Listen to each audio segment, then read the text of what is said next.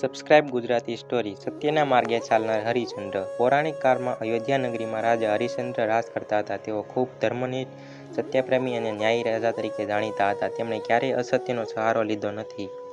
વિષ્ણુ ભક્ત હરિશ્ચંદ્રનું પરીક્ષણ। એક દિવસ ભગવાન વિષ્ણુએ દેવતાઓને કહ્યું, પૃથ્વી પર હરિશ્ચંદ્ર નામનો રાજા છે જે કદી અસત્યનો સહારો લેતો નથી। ચાલો તેનું પરીક્ષણ કરીએ। દેવરાજ ઇન્દ્ર અને ઋષિ વિશ્વામિત્ર આ કાર્ય માટે મોકલવામાં આવ્યા।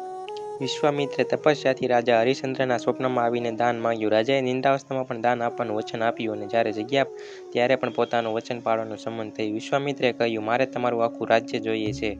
હરિશ્ચંદ્રે કહ્યું, જેમ આજ્ઞા। તેમનું આખું રાજ્ય આપી દીધું અને પોતાની પત્ની તારા તથા પુત્ર રોહિત સાથે વનવાસ માટે નીકળી ગયા। સત્ય માટે બધું ગુમાવ્યું। વિશ્વામિત્રે બધું દાન માંગ્યું, સોનાની રકમ। હરિશ્ચંદ્રે કહ્યું, હું હવે રાણી અને પુત્ર સાથે વારાણસી જઈશ અને ત્યાંથી કંઈક કમાવીને આપણું દેવું ચૂકવીશ।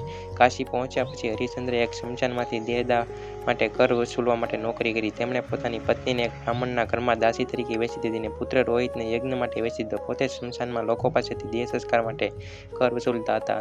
અંતિમ પરીક્ષા। એક દિવસ રાતે તેની પત્ની તારા પોતાના પુત્રના મૃતદેહ સાથે સ્મશાનમાં આવી। હરિશ્ચંદ્રને પોતાની પત્નીને ઓળખી લીધી, પરંતુ નિયમ મુજબ દેહ સંસ્કાર માટે કર માંગ્યું। તારાની આંખોમાં આંસુ હતા। તેણીએ કહ્યું, મારી પાસે કંઈ નથી। હરિશ્ચંદ્રે કહ્યું, માફ કરો રાણી, પણ હું આજે પણ નિયમ અને સત્યના માર્ગે ચાલું છું। જ્યારે સુધી કર નહીં આપો, દેહ સંસ્કાર નહીં થાય। ત્યારે આકાશમાંથી દેવતાઓ પ્રગટ થયા। વિશ્વામિત્રે પોતાનું વેશ બદલી દીધું અને બધું પાછું આપી દીધું। દેવો ખુશ થયા કે હરિશ્ચંદ્રે પોતાના પવિત્ર વચનને ક્યારેય તોડ્યું નહીં હોત।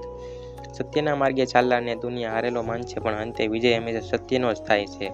મનુષ્ય જીવનમાં ધર્મ અને સત્ય ક્યારેય છોડવા નહીં જોઈએ।